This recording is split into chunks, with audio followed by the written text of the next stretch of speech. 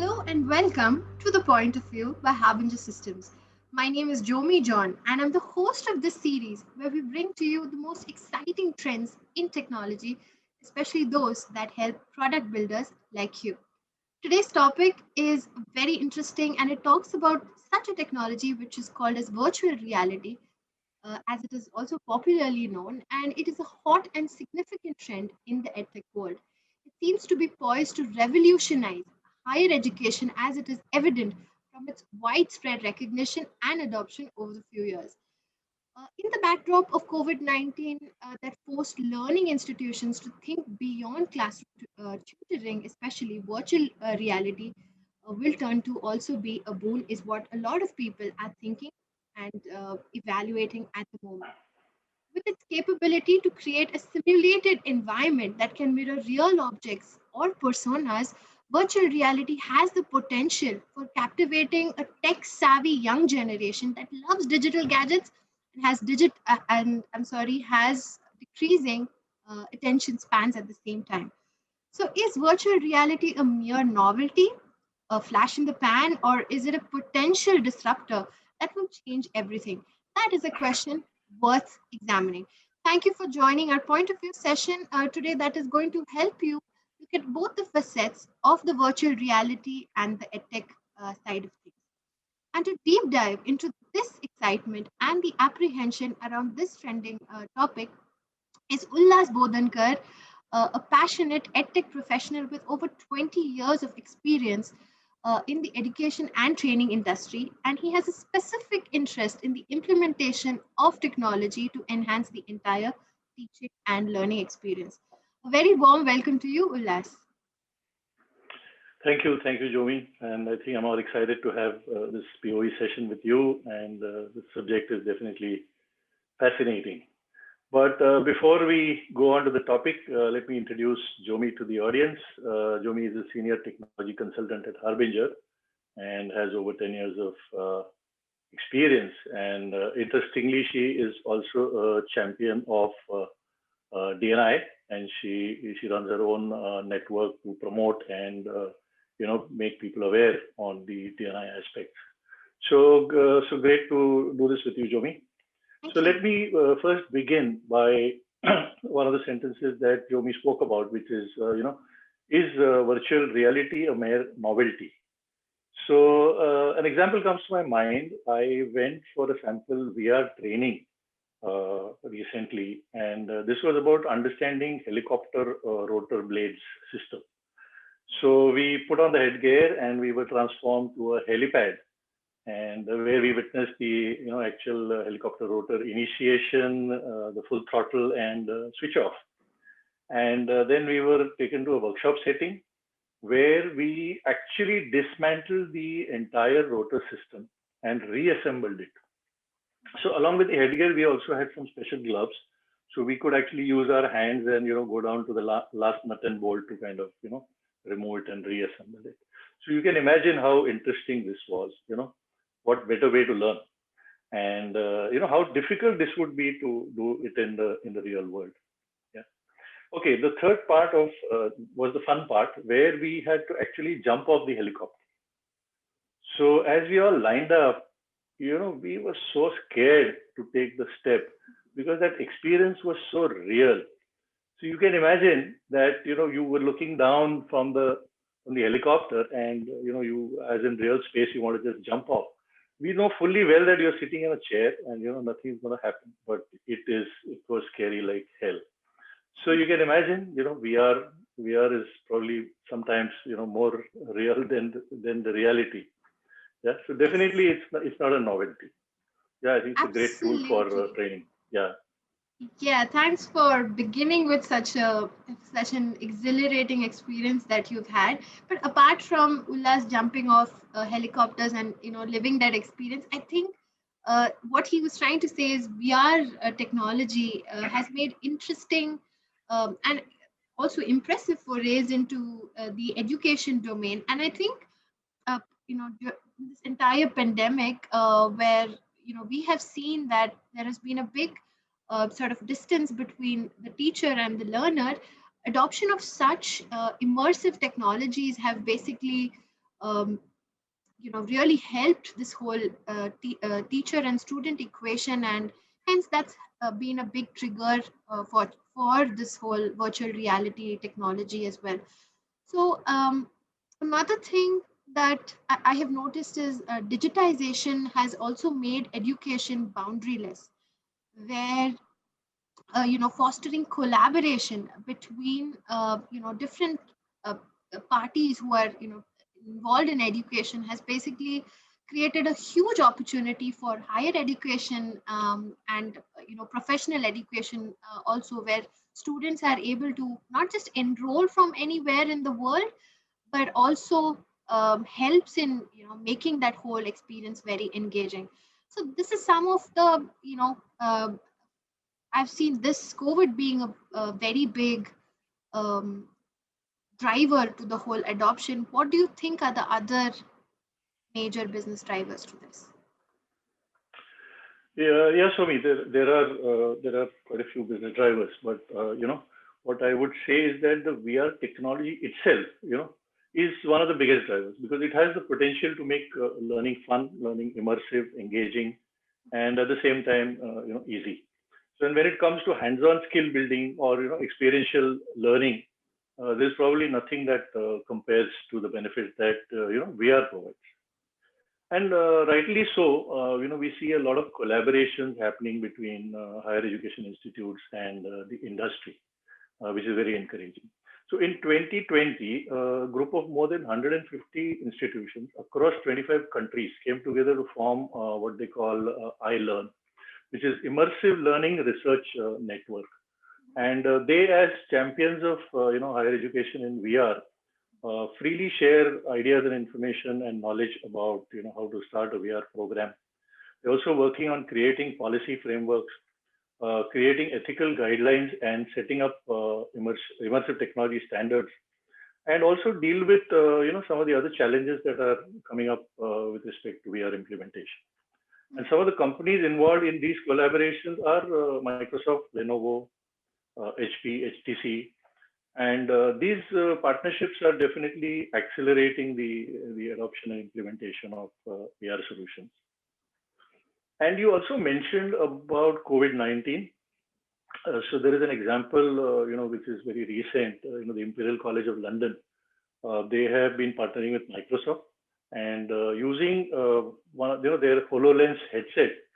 What they do is they perform the patient ward rounds. So, there is one physician who wears the HoloLens headset and goes into the COVID ward to kind of, look at the patients. And the students are participating remotely through VR technology and, learning and interacting using VR.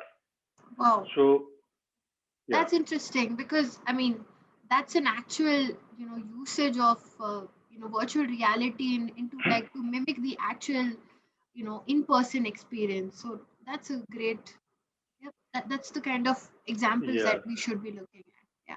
Yeah, yeah, absolutely. So I think that's something that is there. But the other thing is that it's not just the medical field, but I think adoption of VR is increasing across industries. So you have construction industry, automotive industry. We even have public services which are now Okay. looking at using VR. So this is definitely fueling the growth in education too. Yeah. Absolutely, and I agree with you 100%, because what we're reading and we are researching is that some of the investments that we see happening in the virtual reality space also sort of reflect that the potential that experts are seeing in uh, what this technology can bring about in the education space, right? So uh, one I just like to share one of the pointers that I read was education is the fourth largest sector that will invest in virtual reality, and research even shows that virtual reality in the global education market is likely to grow phenomenally in the next few years. So, in terms of the excitement that these kind of investors are showing in this technology, what does your study reveal? Yeah, the investors are very much bullish, And I mean, rightly so, because there is this huge potential that is seen. So let me just share a slide with some of the market size numbers given. Yeah, so while there are billions of dollars that are projected, I think what I would like to drive your attention to is the interesting fact that while the overall VR market is growing at a CAGR of 18%, the VR market in education is poised to grow at a CAGR of 42.5%. So that's a very encouraging projection for all the investors. And yes, rightly so. Some of the top companies investing in VR are Facebook, Sony Corporation, Microsoft, Alphabet, Apple, Qualcomm, Nvidia, and all the big guys. And not only that, I think private investors who are looking at EdTech VR startups, very, very favorably. So that's a very encouraging sign. Absolutely. And those are some really big companies that you just mentioned as well.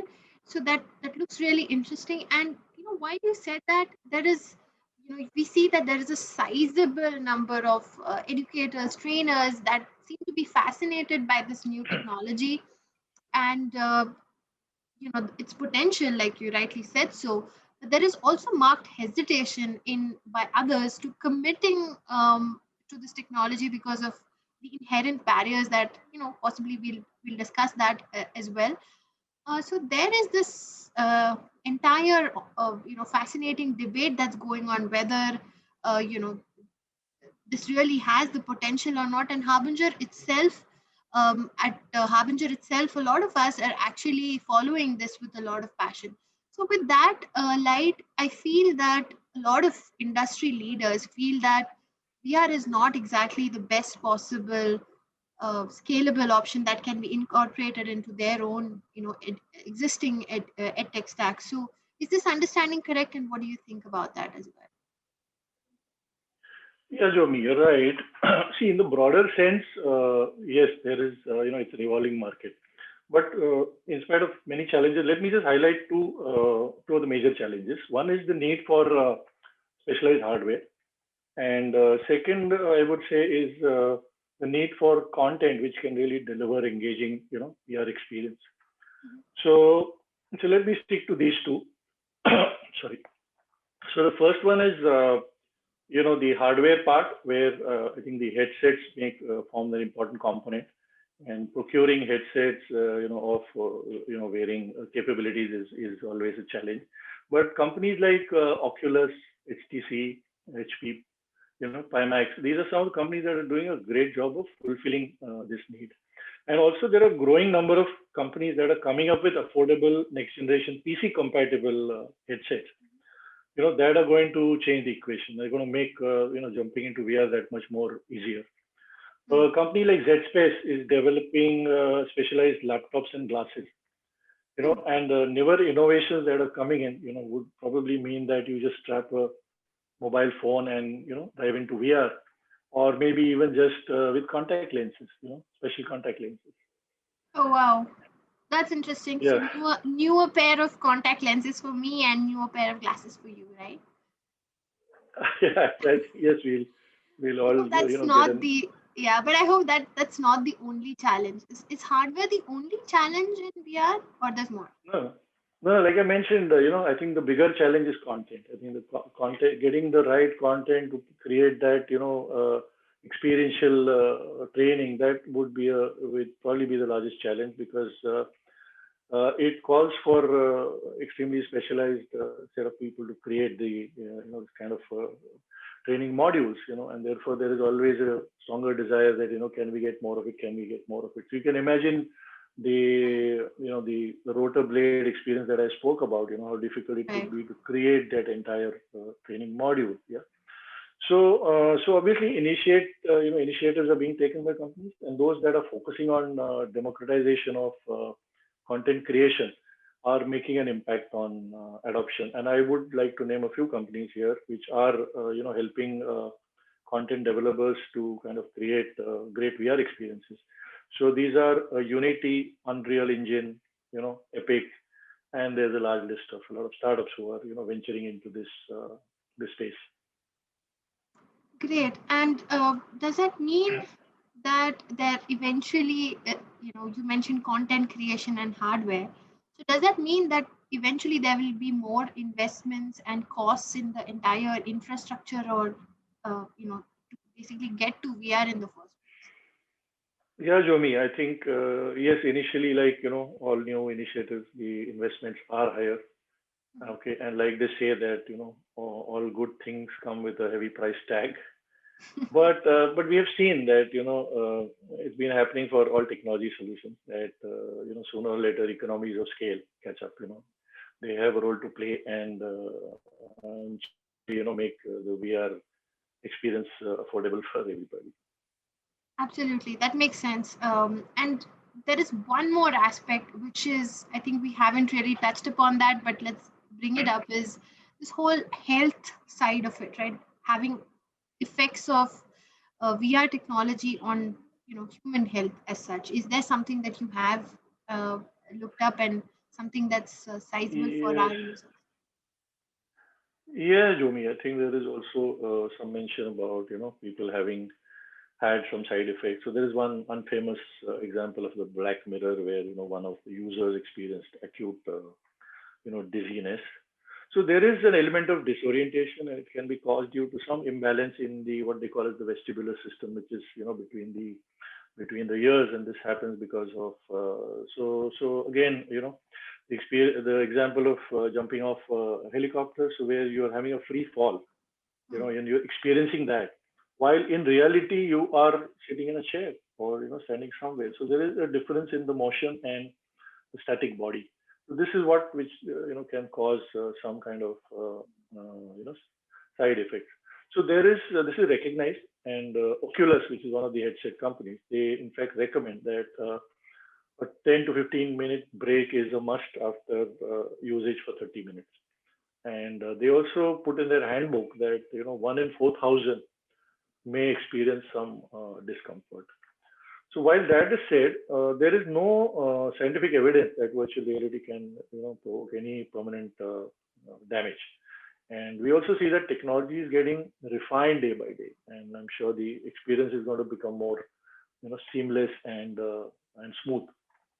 Yeah, there is a real danger which I must also point out, and that real danger is bumping into objects and stumbling and falling because you're encased in a different world. So yeah, other than that, it seems to be safe. Yeah, and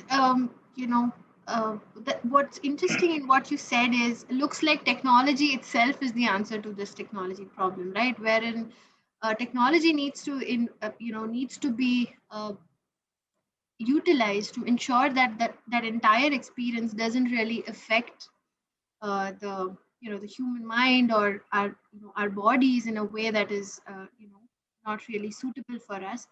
But that's really interesting to know, and it's great that we mentioned it and we spoke about it. So moving on, I think we also looked at some cases where we looked at integration of virtual reality in career skilling, and even the humanities part in education, right? Which is projects on topics on I'm sorry, on English literature, soft skills development, language learning, and so on, which basically shows the potential of usage of VR in this entire skill development space. So, just to give you an example, virtual speech is being used by universities to help people train on their language skills and their communication skills, which is important for getting jobs after graduation. So I think such kind of skills require continuous practice, and that's not really possible with traditional online training methods, right? So what do you think about that? Is this something that you would also like to talk about? Yeah, this is interesting, and I think VR is making inroads in the humanities and social sciences and softer skills. So I read about an example of increased demand from faculty at Michigan University, and they want to explore the use of VR technologies to develop soft skill competencies, and they want to do that across all their departments and all institutes under the umbrella. This is, of course, higher education, but I also am aware that major corporations are investing millions of dollars in VR technology to help train their workers in soft skill. And some of the companies that are coming up with really good content there is a company called Strive, or rather Strive VR, and a company called Tailspin. So they're worth mentioning. So both on the skill gap side and the higher education side, there is definite, benefit seen of VR implementation. There is a slide I can share which actually gives, highlights the benefits on both sides. So on the corporate side, I think there is a PwC report. This talks about learners, being 4 times, faster. And if you look at stakeholders, I think educators 90% of the educators feel that, VR is an effective way of providing differentiated and personalized learning experience. This teachers are saving time, and interestingly, outcomes are improving by as much as 22%. I think these are very interesting numbers, and so no wonder, more and more companies are looking at making VR a reality in education. And Vedex is a company that is focused on enhancing the entire teaching learning experience. Then we have Google Expeditions, Nearpod, Alchemy VR, Eon Reality, Unimmersive. The list can just go on and on. So there are quite a few companies doing a great job here in bringing VR to us. Yes, I agree, and I've heard quite some names as well. So that's a really interesting list, and I think we should really go check up some of the utilities and the experiences that these companies give. So, moving on, I think there's no doubt that VR provides immense exciting opportunities on one side, but on the other side, it looks like it requires a significant amount of rehaul of the existing infrastructure, right? What do you think about that? Yeah, I mean, there is a divided opinion on this because, obviously, like we discussed, both sides. Yeah. So let's look at the new generation. The new generation born and raised in the digital era.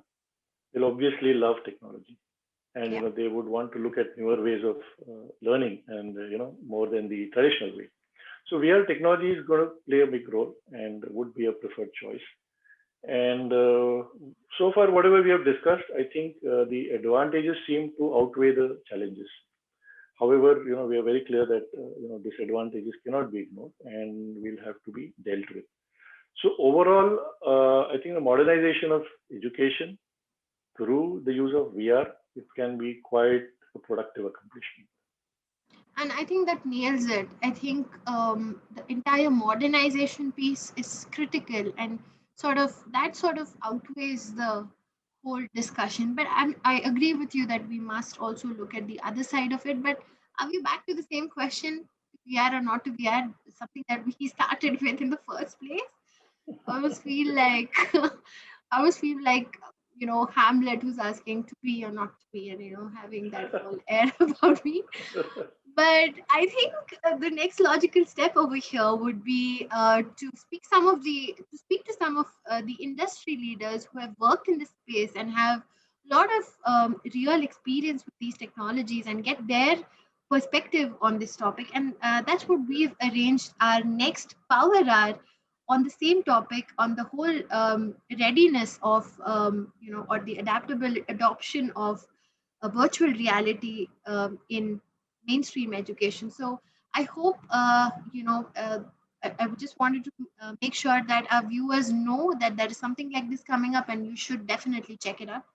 And as for our today's discussion, I hope you've had a great time listening to what both Ullas and me had to share based on our experiences. And thank you so much, Ullas, for coming over and sharing your research pieces with us as well. Thanks, Jomi. My pleasure.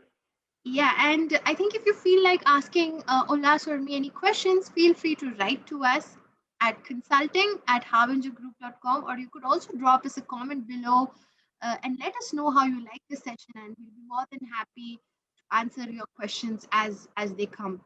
So thanks for listening in, and hope you enjoyed watching this session. And if you would like to stay tuned for many such point of view sessions, feel free to follow us on our social media channels, and I'm sure that you would be updated on many more such point of views that we have lined up for you. Till then, stay tuned and stay safe. Thank you.